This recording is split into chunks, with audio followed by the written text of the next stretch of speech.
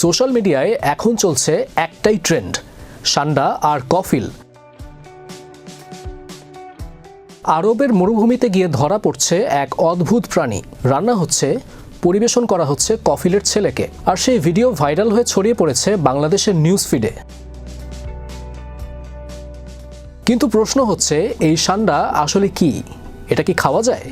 আর কফিলই বা কে? ভিজুয়াল রেফারেন্সে গুইসাপের মতো প্রাণী সান্ডা আসলে একটি টিকটিকি জাতীয় সরীসৃপ, যার বৈজ্ঞানিক নাম ইউরোম্যাস্টিক্স।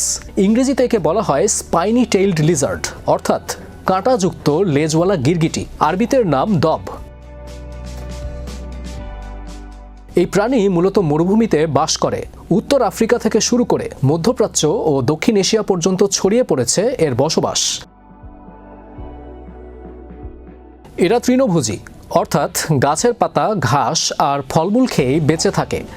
তবে গরমে শরীরের রং হালকা হয় আর ঠান্ডায় গাঢ়। তাপমাত্রা অনুযায়ী রং বদলানোর আশ্চর্য ক্ষমতা আছে এই প্রাণীর। এখন প্রশ্ন, ওটা খায় কারা? মূলত আরব বেদুইন সম্প্রদায় দীর্ঘদিন ধরে এই প্রাণী খেয়ে আসছে। বিশেষ করে মে মাসে সান্ডা বেশ মোটা হয়ে যায়, তখন এর মাংস নাকি খুবই রসালো হয়। আর এখানেই আসে কফিল চরিত্র। কফিল হলো সেই ব্যক্তি যার অধীনে একজন প্রবাসী কাজ করেন, মানে প্রবাসী শ্রমিকের বস। অনেক প্রবাসী এখন কফিল বা ছেলের জন্মদিন, পিকনিক বা ঘুরতে যাওয়ার সময় সান্ডা ধরে রান্না করে খাওয়াচ্ছেন তাদের। আর সেই দৃশ্য ভিডিও করে আপলোড করছেন ফেসবুকে। সেই ভিডিওগুলোতে দেখা যাচ্ছে কেউ মরুভূমিতে দৌড়ে সান্ডা ধরছেন, কেউ বালুর উপরে বসে রান্না করছেন, আর কফিল হাসি মুখে খাচ্ছেন সেই বিরিয়ানি বা ফ্রাই।